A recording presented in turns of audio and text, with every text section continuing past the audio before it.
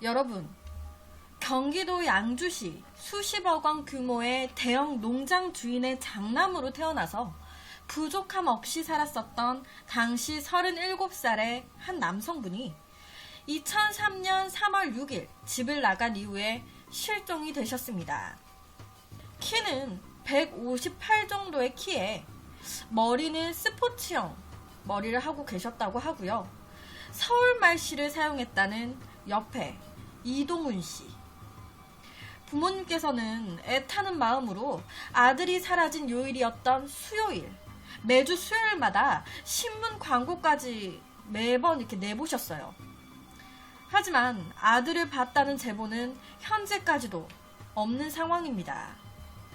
삼형제 중에 장남으로 태어나서 늘 착하고 성실했다는 이동훈 씨. 자라면서 속 한번 썩힌 적 없이 착한 아들이었다고 하는데, 그런데 이 아들의 실종에는요, 몇 가지 좀 이상한 점들이 있었습니다. 실종 당시에 이동훈 씨는요, 자기의 지갑과 그리고 핸드폰, 그리고 주민등록증, 지갑, 이런 것들을 모두 집에 그대로 둔 채로 외출을 했습니다.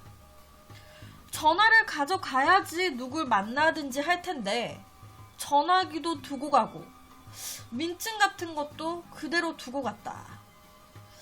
누굴 만나러 간 게 아닌가? 잠깐 앞에 나갔다가 어떠한 사건이 있었던 건가? 기본적인 소지품만을 놓아둔 채 이동훈 씨는 어디로 사라지신 걸까요?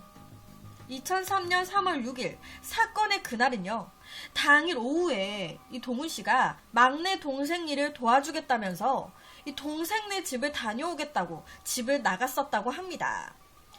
당시 이동훈 씨는 부모님과 함께 살고 계셨고요. 두 동생들은 이미 결혼을 해서 이제 따로 집을 얻어서 살고 있는 상황이었어요. 이런 상황에서 이제 동훈 씨가 동생네 집 가서 일 좀 도와주고 올게요 하고 나갔던 거죠. 하지만 막내 동생 입장에서는요, 이런 형의 방문이 좀 어색했습니다. 왜냐면 동생이 말하는 이 형은 좀 성격이 내성적이어가지고 사람들하고 이렇게 접하고 이러는 것도 별로 좀 꺼려 했었다고 해요. 그런데 이게 외부인들 뿐만이 아니라 형제들끼리도 그랬대요. 어떻게 보면 좀 무뚝뚝한 형제들이었던 거죠. 앞서 말씀드렸지만 두 동생은요, 이미 결혼을 해가지고 가정을 이룬 상황이었습니다. 하지만 37살까지 홀로 결혼을 하지 못한 상태였기 때문에 더욱더 동생들과는 좀 거리감이 생겼었다고 해요. 사건의 그날 갑자기 막내 동생에게 찾아온 동훈 씨는요, 막내 동생한테 차를 빌려달라고 했었대요. 동생아, 나 오늘 하루만 좀 차 좀 빌려주면 안 될까? 내가 잘 쓰고 그대로 갖다 줄게. 나 오늘 하루만 좀 빌려주라. 다짜고짜 동생한테 차를 빌려달라 했다는 동훈 씨.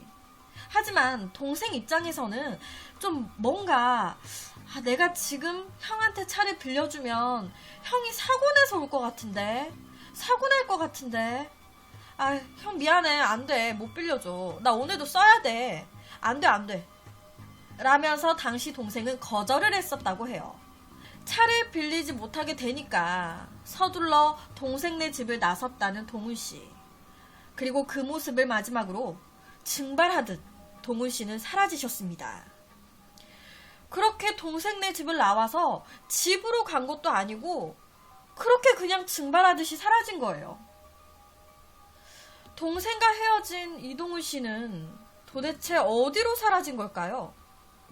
그렇게 늦은 새벽이나 야심한 저녁 시간도 아니었는데, 막내 동생 집에서 본인의 집으로 돌아오는 이동훈 씨가 자주 다니던 도로는 옆에 보시는 것처럼 휑합니다.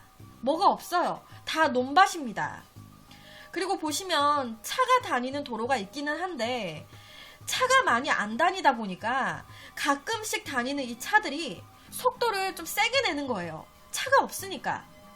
그렇다면 혹시 사건의 그날 동생 집에서 돌아오면서 동훈 씨가 교통사고를 당했던 거예요. 그래서 그 후에 어떠한 상황이 발생했던 건 아니었을까? 마지막으로 동훈 씨를 목격했다는 제보자의 증언에 따르면요. 동훈 씨가 사라진 당일, 동훈 씨는 본인의 집 방향과 아예 반대 방향으로 걸어가고 있었다고 해요. 동생의 집에서 나와서 동훈 씨는 왜 집이 아닌 집의 반대 방향으로 걸어가고 있었던 걸까?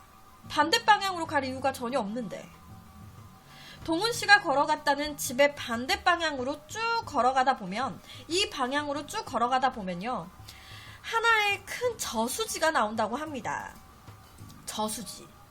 그런데 동생들의 말로는 이 형, 이동훈 씨가 자주 들리곤 했었던 곳이 바로 이 저수지였다고 해요. 그렇다면 동생한테 그날 차를 빌리지 못하게 되니까 동훈 씨가 저수지로 향했던 걸까요? 혹시 사건의 그날 저수지로 갔다가 발을 헛디뎌서 빠진 거예요.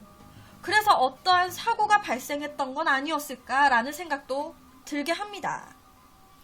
경찰들은요, 혹시나 싶어서 이 해당 저수지를 다 수색을 했어요. 잠수부까지 투입해서 다 뒤졌습니다. 여러분, 이 저수지는요, 바다가 아니에요. 흐르는 물이 아니라 고여있는 물입니다. 그래서 전문가들 말로는 만약에 사고로 인해 이 물속에 빠져서 사망을 한 경우라면 시신은 무조건 발견되게 된다고 해요. 고여있는 물이니까. 하지만 해당 저수지를 아무리 수색해도 아무것도 발견되지 않았습니다. 경찰들은요, 다시 처음부터 차근차근 탐문 수사를 다시 시작했습니다. 그리고 그 과정에서 새로운 사실을 하나 알게 됐어요.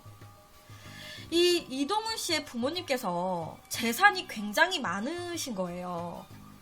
땅을 약 10,000평에서 10,000평 이상 정도를 소유하고 계셨습니다. 그러니까 엄청난 재산을 가지신 분들이었던 거예요. 재산의 가치만도 수십억 원에 이른다고 하는데, 그런 집안에서 장남으로 이동훈 씨가 태어났습니다. 그러다 보니 당연히 이동훈 씨는 태어날 때부터 타고난 재산이 많았던 남자였어요. 실제 부모님께서는요, 형제들끼리 재산을 배분할 때도 장남을 더 많이 주려고, 거의 다 주려고 하셨다고 하는데요. 옆에가 실제 부모님께서 얘기를 하신 거예요.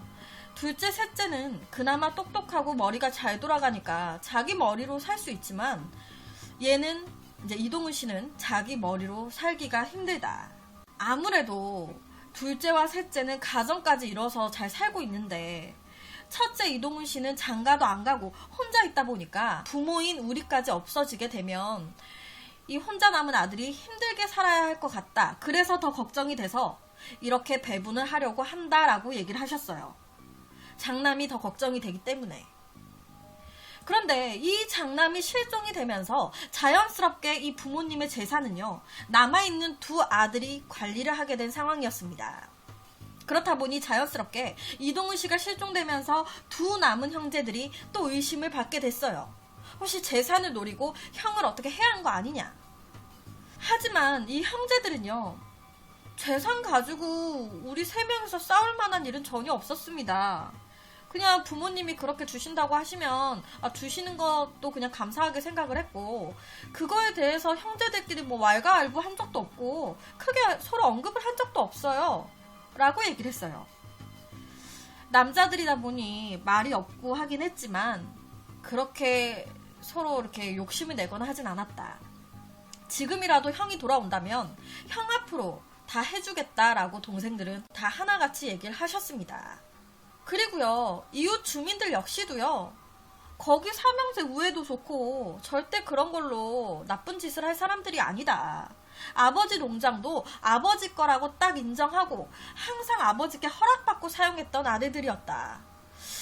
이 재산 문제 때문에 그런 짓을 할 집안은 절대 아니다라고 이웃 주민들까지도 다 확인을 시켜주셨어요. 그런데 이동훈 씨는요, 실종되기 얼마 전부터 집에서 이상한 행동을 조금씩 보여왔었다고 합니다. 다니던 직장도 갑자기 그만뒀었다고 하고요. 그 이후에 자기 방 안에만 콕 틀어박혀 있었대요. 나와가지고 밥만 먹고 다시 들어가서 방에서 나오지도 않고 일절 말도 안 하고 방에서 뭘 하는 건지 나오지도 않고, 그리고는 갑자기 일본어 공부를 하겠다면서 1어 공부를 하기 시작했었다고 해요. 뜬금없이 1어. 이동훈 씨가 사라지고 홀로 남겨진 방 안의 물건들을 하나 둘 찾아보던 이 가족들은요, 이동훈 씨가 자주 쓰던 조그마한 수첩을 발견했습니다. 그런데 이 수첩 안에 아래처럼 반복적으로 쓰여져 있는 이름이 있었어요. 최수정. 딱 봐도 여자 이름이죠. 가족들은요, 이 수첩 속에 적혀있는 이 여자가 이동훈 씨가 실종되기 전까지 교제했었던 여자다라고 얘기를 했습니다. 여기 가운데 계시는 분이 최수정 씨. 이동훈 씨의 실종과 사진 속의 여성은 관련이 있는 걸까요? 사진 속의 최수정 씨는요, 이동훈 씨와 지인의 소개로 만나게 됐었다고 합니다.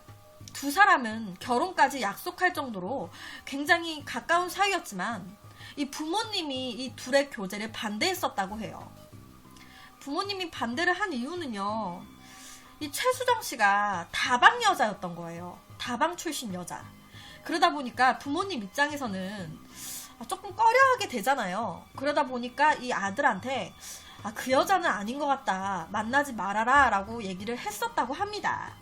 이렇게 부모님의 반대에 딱 부딪히니까 얌전하고 착했던 이 최수정 씨가 갑자기 돌변하기 시작했다고 해요. 왜요? 왜 나 싫어요? 왜 다방 출신 여자가 왜? 왜 나 반대하는데? 나도 이동훈 씨 좋아서 만나는 거 아니에요. 허락이고 나발이고 아무것도 필요 없어. 돈 많다면서요. 난 돈만 있으면 돼요. 나는 아무것도 필요 없다. 돈만 있으면 된다. 나는 애초부터 돈 노리고 이동훈 씨한테 접근한 거였다. 라면서 최수정 씨 본인이 스스로 이렇게 이동훈 씨 부모님에게 얘기를 했었다고 합니다. 뭐 나도 댁 아드님 좋아서 만나는 줄 알아요? 됐어. 다 필요 없어. 난 돈만 있으면 돼. 부모님 입장에서 좀 기가 찼겠죠. 게다가 이 최수정 씨는요, 이동훈 씨 부모님이 살고 있는 집까지 찾아와가지고 난동까지 부렸었대요. 보통 여자가 아닌 거죠. 그런데 이게 또 끝이 아닙니다. 이동훈 씨는 평소에요, 돈을 잘 안 쓰신대요. 버는 돈을 가지고 막 잘 굴려가지고 부풀게 만들지는 못하시지만 있는 돈은 꽉 쥐고 있는 스타일이라고 합니다. 잘 안 쓰고 그대로 꽉 쥐고 있는 스타일. 절대 허튼데 돈을 쓰거나 하지 않으셨다고 하는데, 이랬던 이동훈 씨가 갑자기 이 최수정 씨를 만나고 난 이후부터 급속도로 모아뒀었던 돈을 쓰기 시작하면서 이동훈 씨의 통장 잔고가 급속하게 바닥을 보이기 시작했습니다.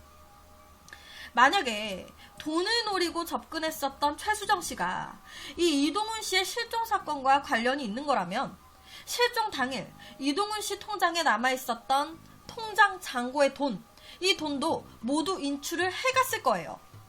돈 때문에 뭔가 이런 사건이 벌어진 거였다면. 이에 경찰들이 확인을 해본 결과 이동훈 씨 통장의 마지막 거래 일자는요, 바로 2003년 4월 15일 이동훈 씨가 실종된 지 한 달 후에 이동훈 씨의 통장에서 돈 60만 원이 현금으로 빠진 거예요. 이게 마지막 거래였습니다. 이동훈 씨가 실종되고 한 달 뒤에 누군가가 돈을 인출했다. 그렇다면 이 돈은 어디에서 빠진 걸까? 이 돈이 인출된 곳은요, 불과 집에서 30분 거리에 있었던 한 은행 현금 인출기였습니다. 그렇다면 이곳에서 돈을 뺀 사람은 실종됐었던 이동훈 씨였던 걸까요? 한 달 뒤에 와가지고 돈을 찾아갔던 걸까? 정말 다행히 이 현금 지급기 주위에는요, CCTV가 있었습니다. 하지만 이 CCTV가 제대로 자료 역할을 해줬더라면 이렇게까지 미제 사건이 되어버리진 않았겠죠. 현금 지급기 CCTV 있긴 했지만 자료는 이미 없어진 지 오래였어요. 이것 또한 뭐 아무런 단서는 되지 못했던 것. 부모님의 반대로 헤어진 최수정 씨와 그리고 이동훈 씨의 실종 후 빠져나간 60만 원. 이 문제를 풀려면 제일 중요한 단서를 쥐고 있을 것 같은 이 최수정 씨의 행방을 알아야 할 것 같은데, 이 최수정 씨는요, 다방에서 일을 하면서 여러 명의 남자를 동시에 만나기도 했었다고 해요. 그러니까 주위에 항상 남자가 많았던 여자였어요. 그런데 경찰들이 수소문을 해본 결과 이 최수정 씨가 자기가 쭉 일을 해오던 다방에서 이 이동훈 씨가 실종이 됐을 비슷한 시기에 갑자기 다니던 다방을 그만두고요. 아무도 모르게 사라졌다는 거예요. 두 사람이 비슷한 시기에 사라졌다라는 거죠. 이거 그냥 우연인 걸까요? 제가 앞서 말씀드렸지만 이동훈 씨가 갑자기 실종되기 며칠 전부터 1호 공부를 하기 시작했었단 말이에요. 전문가들은요, 이 부분에 집중을 했습니다. 1호. 아무래도 이 이동훈 씨 아빠 엄마가 내가 사랑하는 여자와의 교제를 반대하니까. 그런데 난 이 여자와 못 헤어지겠어. 그래서 혹시 이 최수정 씨와 함께 일본으로 가서 거기서 새로운 삶을 시작하려고 생각했던 건 아니었을까. 그래서 계획하에 집에 틀어박혀가지고 1호 공부를 했었던 건 아닐까 라고 추측을 했습니다. 내가 사랑하는 여자와 다른 곳에서 새 삶을 시작하기 위해.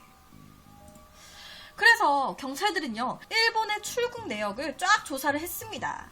하지만 이동훈 씨가 비행기를 타고 간 내역은 확인되지 않았어요. 그래서 배를 탔을까라고도 생각했습니다. 하지만 배도 기록은 남아있지 않았어요.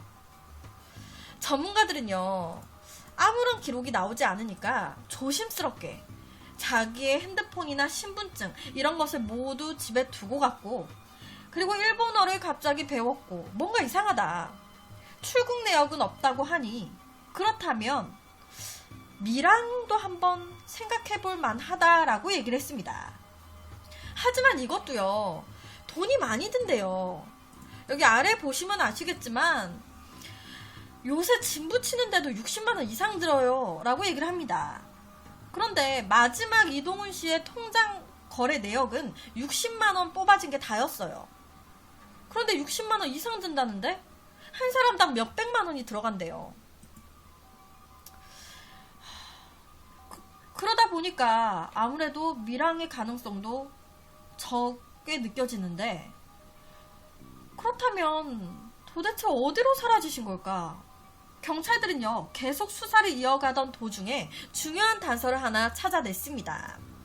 이 이동훈 씨 실종 사건과 관계없이 이 경찰들이 해양경찰서와 협조를 해가지고 섬이라든지 염전이라든지 이런 곳들을 집중 수사를 하게 됐는데, 그 과정에서 경찰들이 생각했을 때 혹시 이동훈 씨도 서해안의 한 섬에 있지 않을까라고 추측을 한 거예요.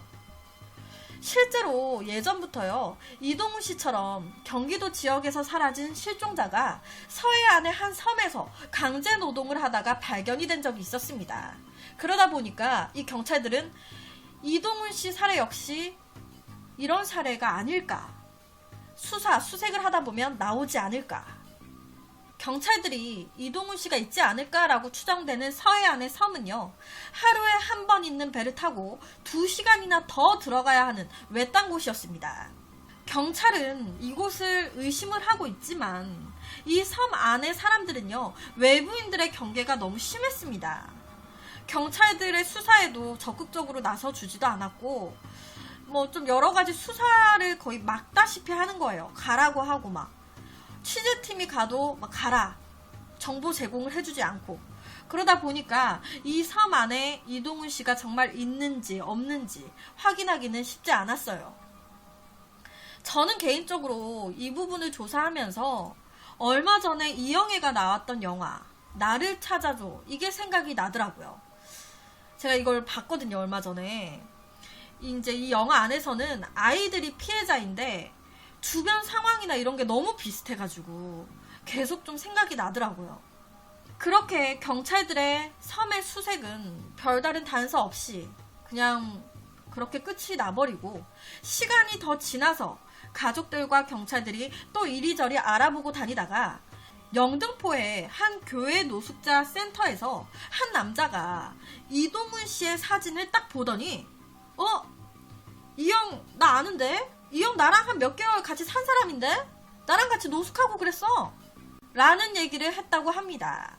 이 남자의 말에 따르면 동훈 씨는 노숙 생활을 했다고 해요. 그런데 그 과정에서 이 이동훈 씨가 가지고 있었던 짐들을 모르는 다른 노숙자들한테 막 뺏긴 거예요. 당연히 이때 이동훈 씨는 안 뺏기려고 저항하고 그러면서 심한 폭행까지 당했었다고 합니다. 이 사건 이후에 지금 이제 제보를 해준 이 남자와도 헤어졌다고 하는데, 노숙자들은요, 한번 털을 잡으면 잘 옮기지 않는다고 해요. 그렇다 보니까 경찰들은요, 바로 영등포를 샅샅이 뒤지기 시작했습니다. 그런데 이 과정에서 나 이 남자 봤어요. 나 영등포역 쪽에서 본 것 같은데? 나 이 남자 봤어. 라는 또 다른 목격자가 나오기 시작했습니다. 한 명이 아니라 여러 명의 사람들이 나 이 사람 봤어요. 라고 얘기를 해주기 시작한 거예요. 아무래도 이동훈 씨는요, 실종 후에 영등포역 쪽에서 노숙을 한 것은 확실해 보였습니다. 정말 그 처음 제보를 해줬던 그 남자가 정말 큰 역할을 해줬던 거죠. 이동훈 씨가 노숙자 생활을 했다. 어떻게 보면 선뜻 이해가 되지 않습니다. 이동훈 씨가 노숙을 했던 곳은요, 집에서 불과 1시간 정도밖에 떨어져 있지 않은 곳이었고요.